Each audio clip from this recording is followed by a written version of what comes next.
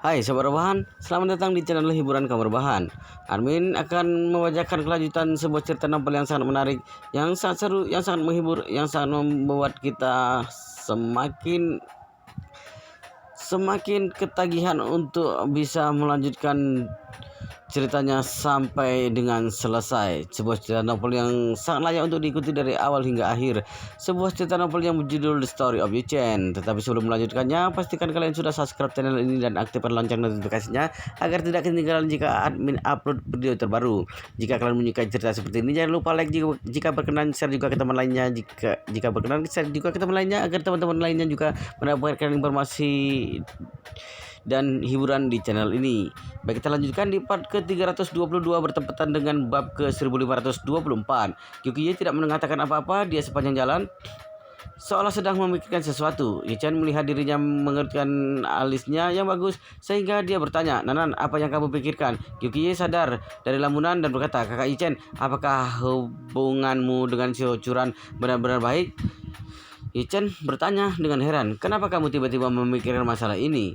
Gyukiye berkata, "Hanya penasaran saja. Selain itu juga merasa khawatir." "Apa yang kamu khawatirkan?" "Aku khawatir jika hubungan kalian sangat bagus, apa yang harus aku lakukan kelak?" Yi-Chen tersenyum dan bertanya, "Sebelum bertemu denganku, apakah kamu pernah memikirkan apa yang akan kamu lakukan kelak?"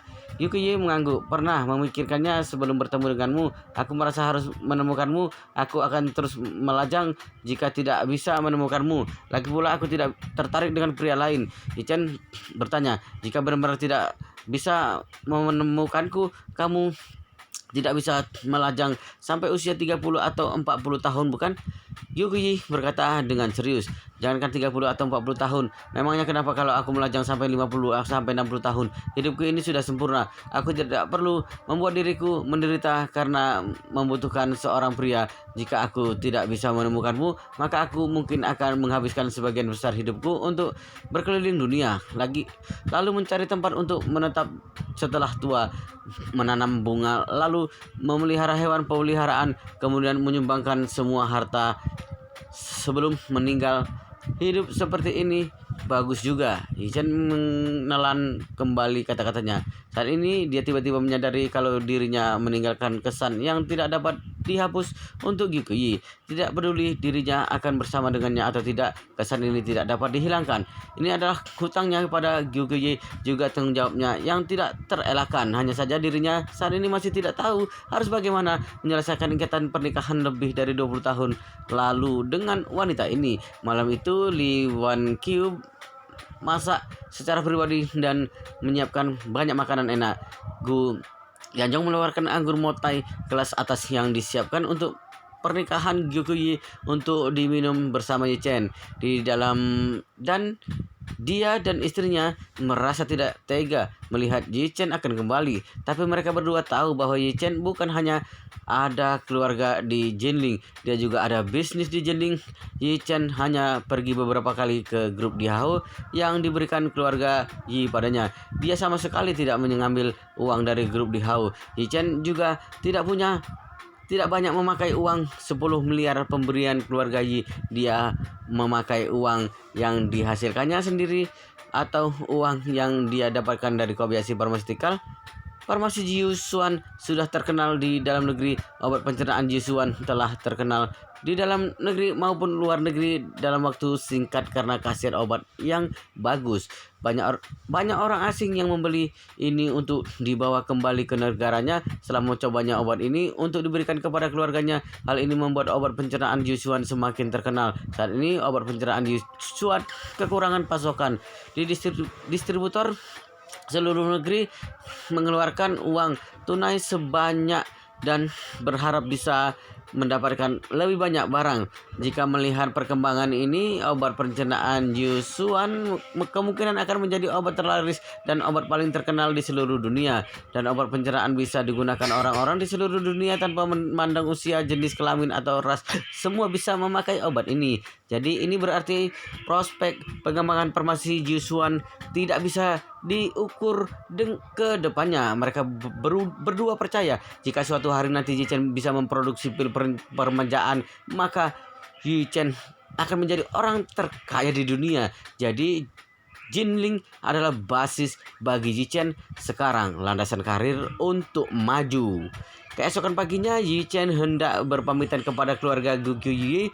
Kemudian dirinya akan naik taksi ke bandara, tapi tidak diduga kalau Gu Yanzhong bersikeras mengantarnya. Li Wanqiu dan Gu Qiuyi juga ikut bersamanya. Yichen tidak ingin mereka menghabiskan waktu, tapi dia sulit menolaknya sehingga menyetujuinya. Di dalam perjalanan, Gu Yanzhong mengendarai mobil Rolls Royce. Lin Wanqiu duduk di depan, Yichen dan Gu Qiuyi duduk di kursi belakang. Suasana hati Gu Qiuyi sedang kurang bagus, tapi dia tidak berbicara karena ada orang tuanya di dalam mobil dan terlihat sedih di sepanjang perjalanan. Ketika melihat bandara sudah dekat di luar jendela, Gu Qiuyi memberanikan diri untuk memegang telapak tangan Yichen dengan tangannya. Yichen menoleh tanpa sadar dan menemukan Gu Qiuyi sedang melihatnya dengan marah dan hatinya tiba-tiba merasa marah. Mobil Rolls Royce berhenti di depan pintu bandara dan Yichen melepaskan tangannya dari tangan Gu Qiuyi dengan pelan lalu berkata kepada ketiga orang itu, "Pamanku, Bibi Li, Nanan, kalian tidak perlu turun. Tidak bagus kalau terlihat orang karena ada banyak orang di bandara, terutama publik figur seperti Nanan." Gu Qiuyi segera berkata, "Aku bisa memakai masker." Li Wanqiu berkata saat ini, "Sudahlah Nanan, kamu hanya bisa mengantar Yichen sampai di depan pintu pemeriksaan. Meskipun kamu memakai masker, jaraknya tidak terlalu jauh. Jangan ambil resiko ini." Gu Yanzhong juga mengangguk dan berkata, "Benar, jangan menyulitkan kakak Yichen." "Baiklah, kalau begitu." Gu Qiuyi hanya bisa mengangguk pelan dan dia melihat ke arah Yichen dan berkata, "Kakak Yichen, kamu harus memberitahuku setelah naik pesawat dan harus memberitahuku juga setelah mendarat." Yichen tersenyum dan berkata, "Baik, aku tahu. Kalian jangan khawatir." Setelah itu Yichen turun dari mobil dan mengambil sebuah tas kecil dari bagasi. Kemudian dia berpamitan kepada ketiganya dari luar jendela lalu berbalik dan masuk ke dalam bandara. Dia menerima telepon dari Dong Rolin. Begitu masuk ke bandara, "Yichen, apakah kamu sudah tiba di bandara?" Yichen berkata, "Sudah dan baru akan melalui pintu pemeriksaan." Dong Rolin segera berkata, "Kalau begitu kamu masuk dulu, di tempatku agak macet. Mungkin akan tiba 20 menit lagi. Seharusnya masih keburu." Yichen menjawab, "Baik," dan berkata, "Kalau begitu kita bertemu di ruang tunggu atau di pintu masuk. Kalau tidak bisa kita bertemu di dalam pesawat." "Tidak masalah." Yichen menutup telepon dan melewati pintu pemeriksaan, kemudian datang ke Terminal T3. Terminal T3 Bandara Yanjing sangat besar. Ada banyak toko mewah di dalamnya. Hampir semua merek internasional terkenal ada di sini. Yichen teringat kalau dia hanya memberikan pemberian Tang Sihai untuk ayah mertuanya, tapi belum ada hadiah untuk istri dan ibu mertuanya. Ketika dia berangkat, ibu mertuanya mengatakan untuk membawanya beberapa hadiah untuknya karena dia bersikap baik belakangan ini dan juga menghormati dirinya, maka dia harus memberinya sedikit penghargaan. Adapun istrinya securan tidak perlu dikatakan lagi, dia harus memberikan hadiah yang bagus untuknya. Oleh karena itu dia memanfaatkan waktu untuk berbelanja di toko bandara. Ketika Yichen tidak terlalu memikirkan materi dan kehidupan sehari-harinya, jadi dia tidak bisa memikirkan hadiah apa yang harus diberikan kepada istri dan ibu mertuanya untuk sementara waktu. Ketika dia memikirkan suasana wanita menyukai tas, maka Yichen tanpa ragu masuk ke toko khusus Hermes. Harga tas Hermes sangat mahal, harga yang lebih murah sekitar 100.000 yuan, tapi ini adalah hanya titik awal. Harga tas mereka bisa mencapai jutaan. Karena Yichen memakai pakaian yang biasa saja, maka pelayan toko sama sekali tidak memandangnya, tapi tidak mengatakan kata yang tidak sopan. Hanya saja sikapnya terlihat aneh. Yichen tidak terlalu memperhatikannya. Dia melihat sekeliling toko dan menyukai tas kulit buaya edisi terbatas di etalase kaca. Tas tangan ini adalah warna orange klasik Hermes. Tekstur kulitnya sangat bagus. Pengerjaannya juga sangat rapi, sangat cocok dipakai untuk acara santai maupun acara bisnis. Yichen memanggil pelayan itu dan bertanya, "Halo, aku mau tas ini, tolong bungkus untukku." Pelayan wanita mengerutkan keningnya dan berkata, "Tuan, harga ini senilai 580.000 yuan." Yichen menjawab, "Ya," dan berkata, "Tidak masalah, aku mau tas itu." Pelayan wanita itu berkata, "Maaf, Tuan, Anda harus membeli barang pendamping lain jika ingin membeli tas ini." Yichen bertanya dengan heran, "Apa maksudnya membeli barang pendamping lain? Apakah tas ini tidak bisa dibeli secara langsung?" Pelayan wanita terlihat menyindir, "Tuan, apakah Anda pertama kali membeli tas Hermes? Apakah tidak pernah membeli sesuatu di toko Hermes kami sebelumnya? Yichen mengangguk. Tidak. Kenapa? Apakah ada masalah? Pelayan wanita berkata, Hermes ada banyak tas yang tidak bisa dibeli meskipun ingin membelinya. Kamu bisa membeli tas di bawah harga 300.000 ke bawah sesukamu. Tapi pada dasarnya tas yang seharga 300.000 ke atas adalah tas edisi terbatas. Kamu jangan lihat harga tas hanya 580.000 yuan, tapi bisa segera dijual dengan harga 700 sampai 800.000 jika menjualnya di luar. Jadi kamu harus menjadi anggota senior Hermes jika ingin membeli tas ini dan harus membuat janji dengan manajer kami terlebih dahulu, atau harus membeli barang lain dalam nilai yang telah ditentukan. Selain itu, barang pendampingnya bukan barang yang sedang laris dan tas ini bisa dibeli kalau membeli barang pendamping seharga 500.000 yuan. Yichen mengerutkan keningnya. Maksudmu adalah aku harus membeli barang lain dengan harga 500.000 yuan jika ingin membeli tas ini? Benar, pelayan wanita tersenyum. Seluruh Hermes di dunia memakai peraturan yang sama. Apakah kamu tidak tahu? Atau kamu ingin mencoba keberuntungan untuk menipu tas ini di toko kami dan menjualnya dengan harga mahal di luar? Untuk barang mewah seperti Hermes, tas edisi terbatas di sini sangat berharga. Bahkan ada banyak model tas yang harga tas bekasnya lebih mahal daripada tas baru. Alasan karena tas Hermes sangat berharga. Merek tas lain bisa dibeli begitu memberikan uang, tetapi tidak begitu dengan tas Hermes, karena harga tas Hermes di luar jauh lebih mahal. Jadi jika ingin membeli sesuai harga asli toko, maka mereka harus membeli barang pendamping seharga ratusan ribu bahkan jutaan ribu di toko mereka. Jika dihitung berarti harus mengeluarkan uang sebanyak satu juga lebih jika ingin membeli tas mereka. Tapi Hermes juga sangat pintar. Barang pendamping yang ingin dibeli tidak boleh barang yang laris, hanya bisa membeli barang yang tidak laku dijual.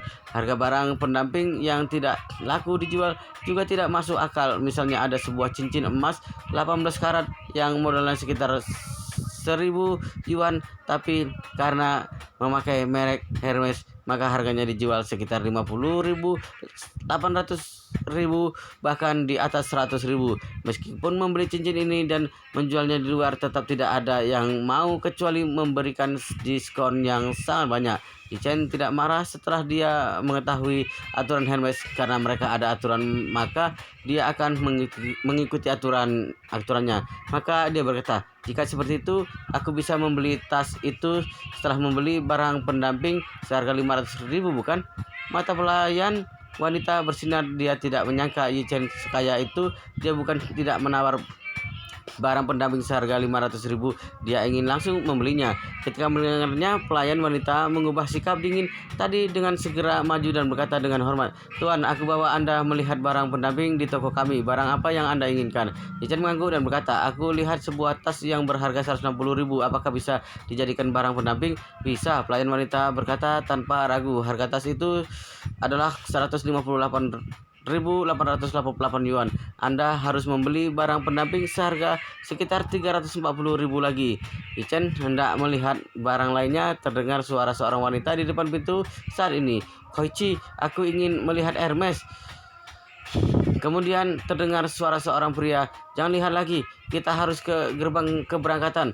Wanita memohon dengan manja, masih ada waktu setengah jam lagi, bawa aku melihatnya. Pria itu berkata tanpa daya, baiklah, hanya bisa melihatnya selama 20 menit. Koichi, kamu baik sekali. Setelah itu sepasang pria dan wanita muda masuk ke dalam. Yichen langsung bisa mengenali pria itu. Bukankah dia Tanako Koichi yang bersama dengan itu Nanako? Dia kenapa bisa ada di sini? Saat ini Tanako Koichi fokus pada wanita modis dan manja di sebelahnya. Jadi dia tidak menemukan Yichen yang ada di dalam toko. Karena mereka memakai bahasa Mandarin, maka Yichen merasa kalau wanita itu seharusnya orang Cina. Wanita itu menarik Tanaka Koichi melihat sekeliling setelah masuk. Setelah itu wanita itu menunjuk tas ke Hermes edisi terbatas yang hendak dibeli Yichen untuk dihadiahkan kepada istrinya. Dia berkata manja, "Koichi, aku ingin membeli tas itu." Tanaka Koichi berkata dengan canggung, "Sayang, kedatangan kita ke Yanjing kali ini untuk mencarikan dokter ahli untuk nona besar, bukan untuk berbelanja. Selain itu, kita tidak menemukan dokter ahlinya. Aku bahkan tidak tahu harus bagaimana mengatakannya nanti. Jika kamu benar-benar ingin membeli sesuatu, aku bisa membawamu berbelanja di Tokyo setelah kita kembali ke Jepang." Wanita itu tidak berkompromi dan berkata, "Aku tidak mau melihatnya di Tokyo. Aku mau tas ini. Membeli tas harus percaya pada jodoh. Harus dibeli jika bertemu. Jika tidak, mungkin tidak bisa dibeli lagi." Tanaka Koichi berkata tanpa daya, "Aku punya tugas penting yang harus dilakukan. Aku seharusnya tidak membawamu. Aku sudah termasuk melanggar peraturan karena diam-diam membawamu ke sini. Jika kamu membeli barang yang mewah, aku sulit menjelaskannya dengan ketua nanti." Wanita itu mendengus, "Aku orang Yanjing. Sebelum pindah ke Jepang, kamu bisa memberitahunya kalau ketua kalian menanyakannya bahwa aku kebetulan menjenguk keluarga di sini. Sedangkan kamu juga bisa mengatakan aku sendiri yang membeli barangnya." Setelah itu wanita itu merangkul lengan Tanaka Koichi dan memohonnya, "Koichi, aku benar-benar suka tas ini. Belikan untukku ya. Aku mohon padamu." Tanaka Koichi merenung sejenak dan berkata tanpa daya, Baiklah, tapi kamu harus ingat untuk tidak memamerkannya kepada orang di sekeliling, apalagi mengatakan membeli tas ini di Yanjing. Mengerti?" Wanita itu berkata dengan senang, "Aku tahu." Setelah itu dia segera berkata kepada pelayan yang ada di sebelah Yichen, "Cantik, aku mau tas yang itu. Tolong ambilkan untukku." Pelayan wanita berkata, "Maaf, Nona, tuan ini telah memesan tas ini dan dia sedang memilih barang pendamping sekarang." Pelayan wanita menunjuk ke Yichen yang ada di sebelahnya dengan sikap yang sangat hormat. Yichen bahkan malas berbalik untuk melihatnya. Dia hanya melihat pelayan wanita dan berkata padanya, "Tolong ambilkan dua saya 30.000 shawl 30.000 yuan dan ikat pinggang pria yang harganya 20.000 yuan itu."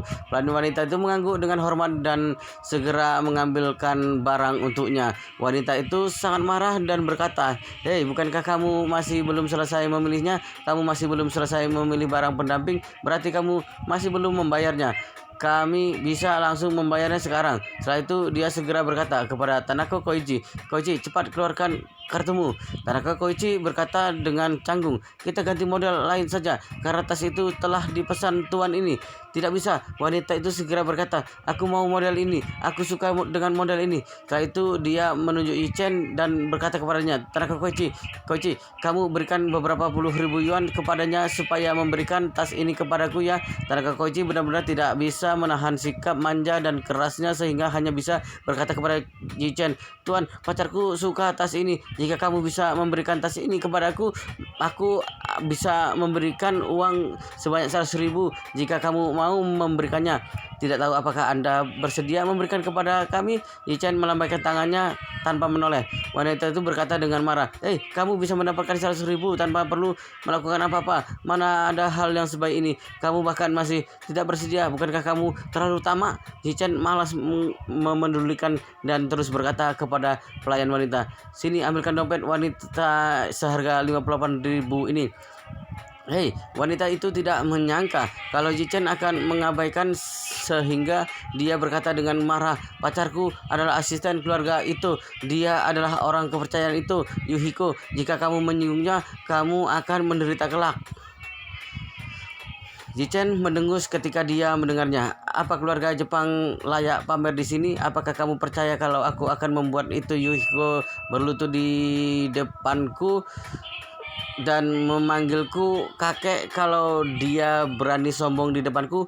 Bajingan, Tanaka Koichi yang tadinya merasa bersalah kepada Yichen karena sikap tidak sopan pacarnya tiba-tiba marah. Dia berkata dengan tajam, "Kamu bahkan berani bersikap tidak sopan kepada tuan itu. Apakah kamu sudah bosan hidup?" Yichen tertawa sambil menoleh ke arah Tanaka Koichi dan bertanya dengan dingin, "Oh, Tanaka ya, lama tidak bertemu." Tanaka Koichi seperti melihat hantu sewaktu menatap Yichen. Dia masih ingat dengan jelas kalau Yichen menggunakan satu jurus untuk mengalahkan Yamamoto Kazuki. Tidak diragukan lagi kalau Yichen merupakan orang yang kekuatannya paling mengerikan yang pernah dia temui. Dia tidak menyangka kalau bisa bertemu orang ini di toko Hermes bandara yang Yanjing. Dia langsung berlutut di lantai dan berjalan beberapa langkah dengan lututnya ke arah Yichen dan berkata dengan hormat, "Maaf Tuan Yi, aku tidak menyangka kalau itu dirinya. Benar-benar maaf, Tuan." Tentu saja Tanaka Koichi takut dengan Yichen.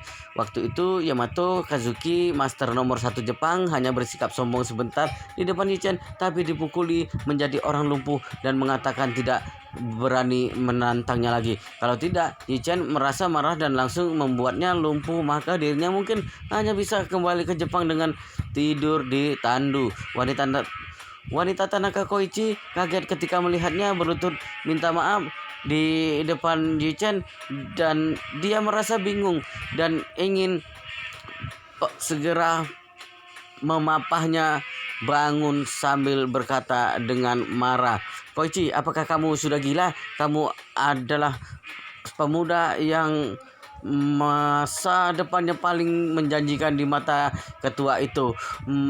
Masa depanmu tanpa batas. Kenapa kamu bisa berlutut sembarangan dengan orang asing?" Tanaka Koichi menarik tangannya dengan marah sehingga wanita ini jatuh ke lantai dan berkata dengan keras, "Kurang ajar, siapa suruh kamu tidak sopan di depan Tuan Yichen? Cepat berlutut dan minta maaf kepada Tuan Yi." Wanita itu menyeringai karena jatuh oleh tarikan tangan Tanaka Koichi. Lututnya terasa sakit dan berkata dengan sedih, "Koichi, apa maksudmu ini?" Tanaka Koichi menamparnya dan memarahinya. "Jangan banyak omong kosong, cepat minta maaf." Wanita itu terlihat bingung karena dipukul, tapi dia merasa takut karena Tanaka Koichi terlihat panik sehingga dia berkata terbata-bata, "Tuan, maaf, semua salahku." Yichen malas melihat kedua orang ini dan dia berkata dingin, "Kalian berdua ingatlah, aku tidak peduli ada berapa banyak orang yang menyanjung kalian di Jepang. Kalian berdua jangan sombong selama berada di Tiongkok. Kalian berdua berani sekali." Tanaka Koichi segera mengangguk dan memohon, "Tuan Ji, aku sudah tahu salah. Aku pasti tidak akan berani sombong. Kelak aku juga akan mengajari wanita bodoh ini supaya tidak sombong. Mohon kamu jangan perhitungan dengan kami berdua." Yichen melambaikan tangannya dan dengan acuh pergi. Tanaka Koichi langsung merasa lega ketika ia mendengar kata Yichen ini, sehingga dia segera berterima kasih. "Terima kasih Tuan Yi, kami akan pergi sekarang." Dia langsung segera berbalik dan hendak berlari keluar setelah mengatakannya. Yichen tiba-tiba teringat sesuatu dan menghentikannya. "Tunggu."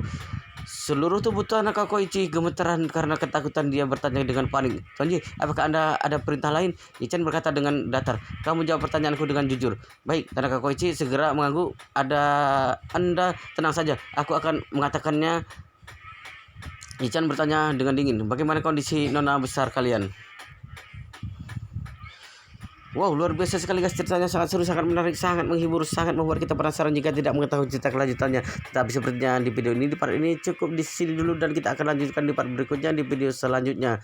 Pastikan kalian sudah subscribe channel ini dan aktifkan lonceng notifikasinya agar tidak ketinggalan jika admin upload video terbaru. Jika kalian menyukai cerita seperti ini, jangan lupa like, jika berkenan share juga ke teman lainnya agar teman-teman lainnya juga mendapatkan informasi hiburan di channel ini. Baik, kita lanjutkan di part berikutnya di video selanjutnya.